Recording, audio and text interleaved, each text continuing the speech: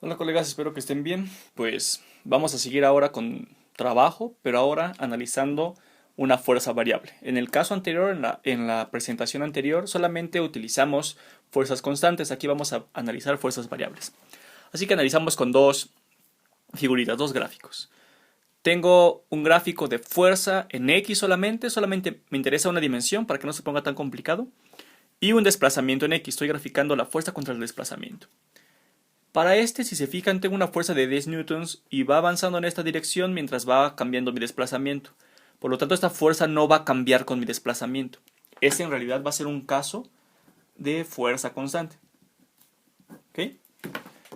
Y vean, si yo multiplico la fuerza por el desplazamiento en una sola dirección, es decir, que van en la misma línea, esto sería un dibujito. Aquí está mi fuerza y en la misma línea va mi desplazamiento. Pues tengo algo muy sencillo, porque cuando multiplico fuerza por desplazamiento, esta área de aquí me da, me da trabajo. ¿Ok? Entonces, trabajo con fuerza constante, ya lo habíamos revisado, va a ser la multiplicación de la fuerza, magnitud de la fuerza por la magnitud de desplazamiento. Y en este caso no requiero el coseno porque están en la misma línea, sería coseno de 0 y eso es 1. Pero lo pongo aquí para que lo tengamos en mente, ¿ok? Coseno de 0. Ya tengo mi trabajo con una fuerza constante. Entonces, para este caso, es claro que no es una fuerza constante, porque mientras voy avanzando en mi desplazamiento, mi fuerza va cambiando. ¿Ok? Es esta línea negra que dibujé aquí. Entonces, aquí va a ser una fuerza variable, que es en realidad lo que voy a analizar ahorita. En este caso, lo que hago aquí, pues es partir por pedacitos, por deltas más bien, rectángulos para que en lugar de que tenga una multiplicación, en este caso de base por altura de un solo triángulo, voy a tener de triángulos chiquitos, lo más cercanos que pueda uno con otro. Esta primera base le voy a llamar delta x1, la segunda base delta x2 y así sucesivamente. Entonces, si este es delta x1, este valor que corresponde a la fuerza, pues le vamos a llamar fuerza 1. Entonces, este de aquí va a ser fuerza 1. Y en el delta x2, ahora le voy a llamar al segundo, este de aquí, pues, fuerza 2. Así voy armando mis rectángulos hasta que llegue pues al último rectángulo. Y si se fijan, pues no son rectángulos que cubran todo el área bajo esta curva, me sobra un pedacito. Si lo quiero hacer muy exacto, pues esto va a ser o tendría que ser una base muy pequeña. Pero primero vamos a hacerlo con este dibujito. Si yo quisiera calcular el trabajo, pues tendría que sumar cada una de estos rectángulos que se encuentran abajo de mi curva. Así que tendría algo de este estilo. Mi trabajo sería igual a la fuerza 1 por el delta x1, que va a ser mi primer rectángulo, esta primera área, más la segunda área. Mi fuerza 2 por el delta x2, y así pues hasta el infinito. ¿Okay? Esto se puede simbolizar como una suma de la multiplicación de la fuerza 1 por el delta x1, luego del 2, luego el 3 y así. Le ponemos con una i para abreviar esta misma notación. Pero ¿qué pasa si hago que esta suma tienda al límite en donde este delta x se va a hacer muy pequeño? Se llama diferencial. Y cuando este límite existe, cuando tiendo esta cosa al límite en donde delta x sea igual a 0, entonces esto se va a transformar en la integral. Mi trabajo va a ser igual a la integral de una posición 1 a una posición 2 de mi fuerza en x por diferencial en x. Ya no pongo delta x, solo pongo diferencial en x. ¿Okay? Y pues ya terminé. Ya definí el trabajo a través de una integral. ¿Y cuándo me sirve? Cuando mi fuerza es variable. Cuando mi fuerza es constante, pues regreso a esto de aquí. ¿Y a poco si regreso? Pues sí, mira, vean. Voy a integrar esto. Pensamos que mi fuerza en x es constante, para ver si me da lo que tengo en mi primer ejemplo. Si mi fuerza es constante, sale de la integral, ¿no? Entonces tengo que mi trabajo es igual a la fuerza x por la integral de x y a x2 diferencial de x. Y esta integral pues es x. Y evalúo de x2 menos x1. Y eso pues no es otra cosa que un x2 menos x1. Y pues ¿qué creen? Que esto es un delta otra vez. que va a ser un delta X. Y si se fijan, trabajo fuerza por delta X. Le puse en X aquí, fuerza en X para que recordemos que está en una dimensión, pero también aquí es una fuerza en X. Entonces, es exactamente lo mismo. Si mi fuerza es constante, regresamos a mi primera definición. Si no es constante, tengo que agarrar de aquí. ¿Cuándo sé que una fuerza no es constante? Una fuerza no es constante, en este caso, una fuerza en X no es constante cuando depende de X. ¿Y cuándo sé que depende de X? Pues cuando X aparece en la fuerza. Cuando aparece en la fuerza. Por ejemplo, vamos a analizar la fuerza de un resorte. La fuerza requerida para estirar un resorte va a ser igual a la fuerza, también le vamos a llamar fuerza de hook, fuerza de resorte, fuerza de hook, es igual a una constante K por mi desplazamiento delta X. ¿Okay? En este caso, mi fuerza no es constante porque depende de X. ¿Cómo sé que depende de X? Porque X aparece en mi fórmula. Aquí está. Si X aparece en mi ecuación para determinar la fuerza, entonces mi fuerza no es constante. Mi fuerza depende de X. Así que aquí solo hago este análisis para que sepamos las unidades de esta K. Delta X tiene unidades de metros, le voy a poner. La fuerza tiene unidades de newtons. Por lo tanto, la K tiene que tener unidades de tal forma que cuando multiplique metros me dé newtons. Entonces, la K tiene unidades de newton sobre metro. ¿Okay? Esta K también se conoce como constante de resorte. Y me dice qué tan duro es mi resorte, qué características tiene mi resorte. Si mi K es muy grande, mi resorte se deforma poco, es decir, es muy rígido. ¿Okay? Si K es pequeña, no se preocupe de esta, perdón. Si K es pequeña, mi resorte se deforma mucho, está muy aguado, es muy débil. ¿Okay? Es una forma de determinar la característica de mi resorte. Pero mi fuerza requerida para estirar mi resorte es esta, K delta X, donde delta X ya sabemos que es una diferencia de una X final y una X inicial, como lo hicimos para acá, ¿no? Entonces, yo tengo dos posiciones. Aquí no le llamé X1 y X2, no importa. Tengo X0 y X, ¿vale? En mi resorte, no voy a analizar la masa de este resorte. Usualmente en los problemas le voy a poner aquí pegado un sistema. En este caso va a ser, pues no sé, una masa cualquiera, ¿vale? Y la fuerza requerida para estirar este resorte va a ser la fuerza que yo necesito para pasar de esta posición a esta posición. Es esta fuerza, ¿ok? Entonces, la fuerza del resorte para regresar, del punto número 2 al punto número 1, en realidad, ¿qué va a ser? Va a ser la misma, pero en sentido contrario. Porque yo voy a aplicar la fuerza de aquí hacia acá, es decir, la fuerza que yo aplico, voy a ponerla con P para que recordemos que es una fuerza aplicada, va en esta dirección. Pero la fuerza de restitución va en sentido contrario. ¿Okay? Lo voy a poner aquí solo como breviario, ahorita nos va a servir. Fuerza de restitución, esa es la fuerza que aplica el resorte. Esta es la fuerza que yo aplico, esa es la fuerza que aplica el resorte. Y va a ser igual a menos K por delta X. Es decir, exactamente la misma, pero en sentido contrario. ¿Okay? Acaba mi explicación de resorte, entonces ahora... Ejercicio. Obtén el trabajo para estirar un resorte de X1 a X2. Entonces vamos a ocupar esta fuerza. Y para obtener el trabajo, pues lo puedo, o lo debo hacer, mejor dicho, con la integral, con mi valor más general. Y aquí sí lo voy a ocupar de esta forma. ¿Por qué? Porque mi fuerza no es constante. Si no es constante voy a tener que hacer la integral. Ahorita la hago.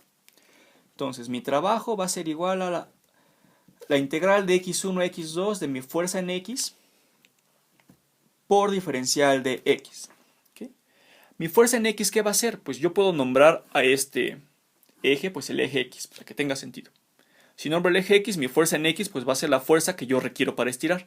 Porque si me piden el trabajo para estirar un resorte, tengo que ocupar la fuerza requerida para estirar el resorte. Es decir, en lugar de poner Fx, voy a poner K delta X.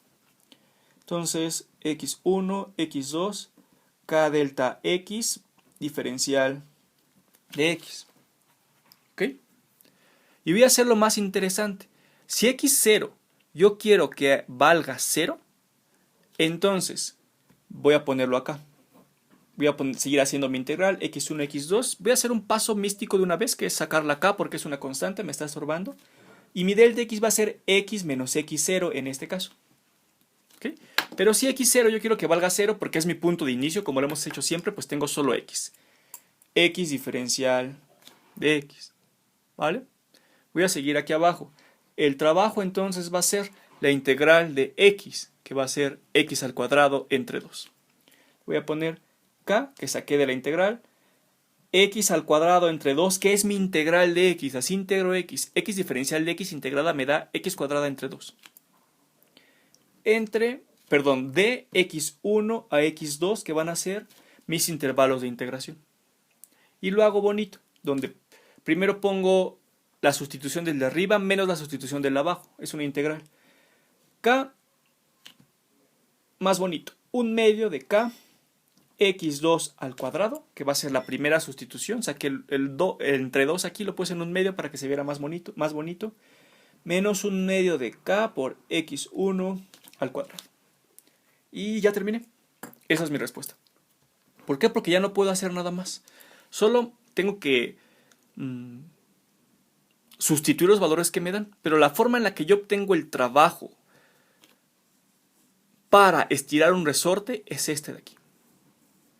¿Vale? Esta guárdala en su corazón. Ahora voy a poner aquí un caso paralelo. En este voy a poner trabajo que realiza un resorte al ser estirado de X1 a X2.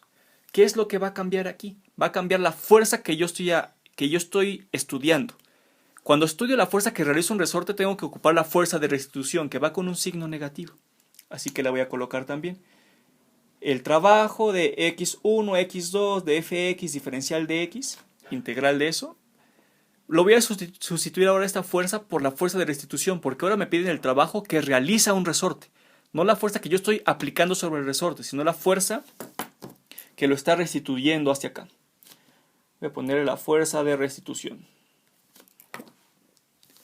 Entonces, sustituyo y me va a quedar un menos. Menos X1, X2 y lo mismo. K delta X, diferencial de X. Y le voy a poner 3 puntitos. Si quieren, ustedes lo pueden comparar para ver si da. Como le han estado haciendo, que no me da ese numerito, está bien, está perfecto, porque así se dan cuenta cuál es el error, cómo lo están haciendo y cómo hay que hacerlo. Y en este caso, ¿qué creen que me va a dar? Lo mismo con signo contrario. Entonces voy a tener menos 1/2 de K X2 al cuadrado como resultado ya, más 1/2 de K X1 al cuadrado como resultado. Si se fijan, es el mismo, pero con signo contrario. ¿Por qué? Porque la fuerza tiene un signo menos aquí. Pero lo importante de esto son dos cosas. Que si mi fuerza tiene o depende de delta X, entonces tengo que hacer esta integral forzosamente.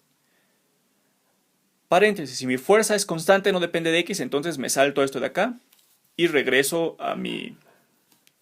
Esto es mi definición que ya conocían de trabajo. Pero si mi fuerza sí depende de X, entonces tengo que hacer la integral. Y les puse este ejemplo para el resorte donde vemos que sí da. ¿Okay? Este es el trabajo que realiza un resorte. O que realizamos sobre un resorte, cualquiera de los dos. Entonces, de forma general, yo puedo estudiar a un trabajo total como la integral del desplazamiento de X1, Entonces, desplazamiento de R1 a R2 de la multiplicación de la suma de todas las fuerzas, es decir, la fuerza total para el trabajo total, todas las fuerzas que están afectando a mi sistema, por el delta del desplazamiento, por el delta R. En este caso, como es diferencial, pues es diferencial de R. Esto me va a servir para fuerzas tanto constantes como variables, como ya vimos, y también me va a servir para movimientos en 1, 2 o 3 dimensiones. La forma más general, esta guárdala cerca de su corazón. Después vamos a hacer un poquito de magia, ¿ok? Vamos a, pues, no sé si decir demostrar, pero describir cómo llegamos a una cantidad que nos va a ser de utilidad.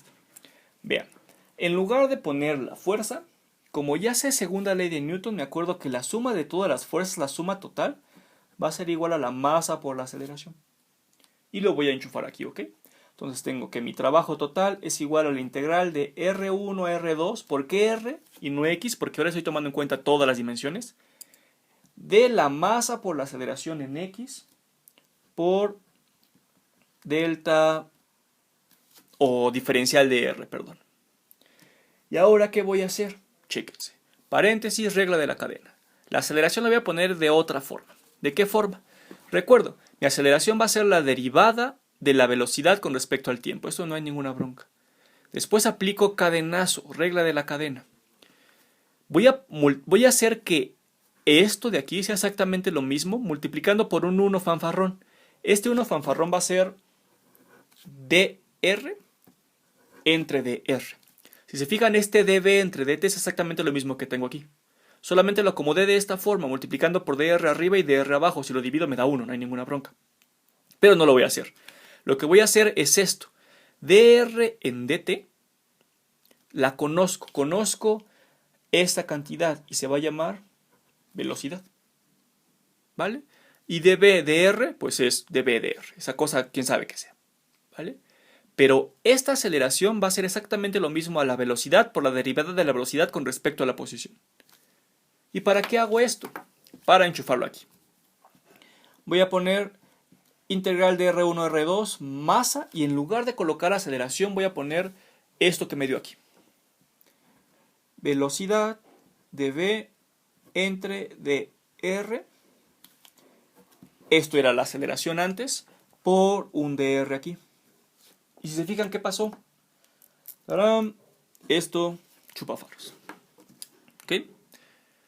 Y estas r's van a pasar a ser v's en mis límites de integración. Así que la m la puedo sacar. M la saco y me queda la integral de la velocidad 1 a una velocidad 2 de la velocidad respecto a la velocidad. Puedo integrar eso sin ningún problema. ¿Y qué me da si integro una velocidad? Pues me va a dar velocidad, en este caso como es la variable de integración, velocidad al cuadrado entre 2 como la integral pasada. Y tengo un medio de la masa por la velocidad al cuadrado sobre 2. Perdón, velocidad al cuadrado. Ya puse el un medio aquí. Y mis límites de integración va a ser de V1 a V2. ¿Vale? En este caso, ya voy a jugar con rapidez únicamente porque solamente analicé una dimensión. ¿Ok? ¿Para qué? Para que sea sencillo, porque si no va a ser una locura. Y la rapidez, como es la magnitud de la velocidad, ya lleva aquí adentro todas esas dimensiones. Entonces vamos a analizar rapidez. ¿Y qué hago aquí? Pues lo mismo. Un medio de la masa, velocidad 2 al cuadrado, estoy evaluando el de arriba, menos un medio de la masa por la velocidad 1 al cuadrado. Estoy evaluando el de abajo. Pero, oh sorpresa, ¿qué es esta cosa? Esta magnitud seguro ya la conocen. Se va a llamar energía cinética. Y aquí, como es de la velocidad 2, le voy a poner K2. Y este le voy a poner K1. En donde K es una propiedad que llamo energía cinética. ¿Okay? La energía cinética va a ser siempre un escalar. No tiene dirección tampoco.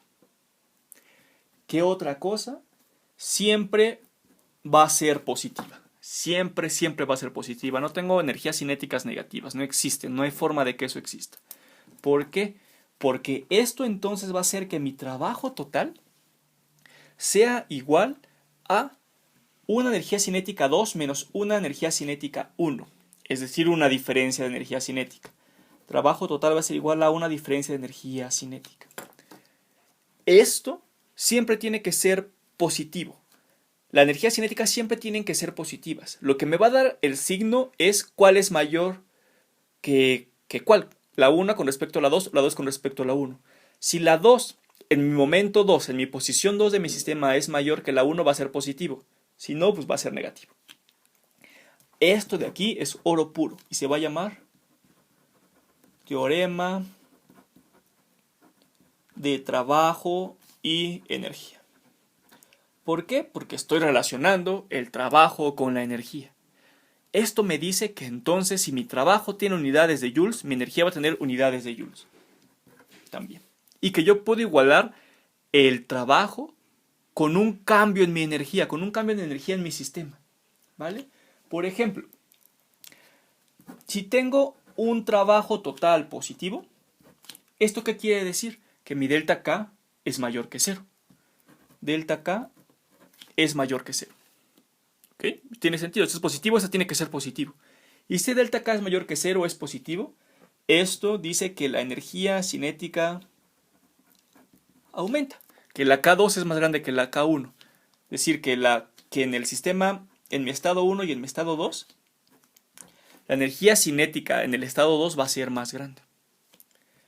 Ahora, si tengo un trabajo negativo, forzosamente el cambio en la energía cinética tiene que ser menor que 0, es negativo. Por lo tanto, K disminuye. Y si K disminuye, si tengo un tiempo 1, un instante 2, en el instante 1 tengo mayor energía cinética. ¿Okay? Es una forma de analizar esto. Y con un dibujito más. Si tengo entonces, por ejemplo, imaginemos que tengo un bloque, ¿okay? Y le estoy aplicando una fuerza hacia acá. Pero digamos, en la plataforma, en la mesa, en la superficie en donde se encuentra, tengo un coeficiente de fricción. Así que chequense, vamos a analizar ahora primero fuerzas y vamos a ir a trabajo. Sí, tengo dos casos. Primer caso, si mi fuerza aplicada es mayor que mi fuerza de fricción, entonces mi trabajo va a ser positivo. ¿Ok? Y si mi trabajo es positivo, con lo que les acabo de decir, ¿qué es lo que pasa? Que mi energía cinética aumenta. Es decir, que mi K cinética está aumentando. Pero ¿qué pasa si mi fuerza aplicada es menor que mi fuerza de fricción? Esto va a generar un trabajo negativo. Y como genera un trabajo negativo, la energía cinética disminuye. Y esto tiene sentido porque mi sistema va a frenarse en algún momento. Porque la energía cinética, como ven aquí, tiene metida a la rapidez. Si mi rapidez aumenta, mi energía cinética aumenta. Si mi rapidez disminuye, mi energía cinética disminuye, ¿no? Entonces, son varios conceptos que tenemos que irlos trabajando uno tras otro. Y les voy a poner un ejemplo. Tarán, es el mismo ejemplo que ya vimos. Se los recuerdo. Una maleta de 1.5 kilogramos se jala con 50 newtons. Entonces le aplico a este sistema una fuerza de 50 newtons con determinado ángulo. ¿Okay? Durante 2 metros. Esta va a ser el desplazamiento total que yo hice. La superficie tiene una fuerza de fricción, de 3.5 newtons. Entonces, en un siguiente párrafo me van a pedir determina la rapidez de ese objeto en 2 metros, cuando avanzó 2 metros. ¿Okay? Si parte del reposo. Entonces, aquí podemos hacerlo a través del teorema de trabajo y energía. ¿Por qué? Los primeros 4 pasos van a ser exactamente lo mismo. Planteo mi problema, ¿qué es lo que me piden? Me piden, en este caso, por el trabajo por cada fuerza y el trabajo total ya lo hice, pero también me piden determinar la rapidez en 2 metros y parte del reposo. Así que este va a ser mi nuevo número 1. ¿Sí? Número 2, mi diagrama de cuerpo libre, poniendo todas las fuerzas. Y número 3, en este caso, no voy a calcular fuerzas, voy a calcular trabajos. Les recuerdo, el trabajo de la normal vale 0 porque el desplazamiento es hacia acá, la normal es perpendicular, tanto normal como peso valen 0. Pero el de la fuerza de fricción es negativo, menos 7 joules porque va hacia la izquierda, y el de la fuerza aplicada solo me interesa la parte en X, por eso ocupo el coseno, es mi definición de trabajo, y van a ser 79.97. Para el trabajo total sumo todos los trabajos y me da esto de aquí. Y ahora, en un quinto paso, El quinto paso va a ser usar el teorema de trabajo y energía, que dice que mi diferencia de energía cinética va a ser igual a mi trabajo total. Así que pues ya está facilito, porque mi trabajo total es igual a K2 menos K1. ¿Ok? Y yo quiero la rapidez en 2 metros, es decir, mi rapidez en el punto número 2. Si tengo mi sistema en 0 metros y luego en 2 metros, mi punto número 1 aquí, pues va a ser este. Mi punto número 2 va a ser el de 2 metros. Así. ¿Qué es lo que hago? Trabajo total lo expando, porque el trabajo total ya lo conozco, es este de aquí, ya lo calculé. Energía cinética 2, 1/2 de la masa por la rapidez 2 al cuadrado, menos energía cinética 1, 1/2 de la masa por la rapidez 1 al cuadrado. ¿Y qué es lo que sucede aquí? Parte del reposo. Si parte del reposo, la rapidez 1 en este punto va a valer 0. Rapidez 1 en este punto va a ser 0 metros segundos, por lo tanto la energía cinética 1 va a ser 0. Y en este caso, la energía cinética 2 me va a permitir obtener la rapidez número 2, que es la que en realidad necesito. ¿Sí o no? ¿Y qué hago? Pues despejo. Despejo la rapidez 2 de aquí. Y me da que la rapidez 2 es igual a 2 veces el trabajo total entre la masa de mi objeto y esto, raíz cuadrada. Y la operación, pues ya se las dejo a ustedes, ¿vale? Porque ya saben que no se usa la calculadora. Jijijiji. Pero, ¿qué unidades me va a dar esto? Esto tiene unidades pues de metros segundos. Porque todo lo puse en sistema internacional. Ese está en joules, sistema internacional. La masa está en kilogramos, sistema internacional. Así que mi rapidez 2 ya la conozco a través del uso del teorema de trabajo y energía. ¿Vale?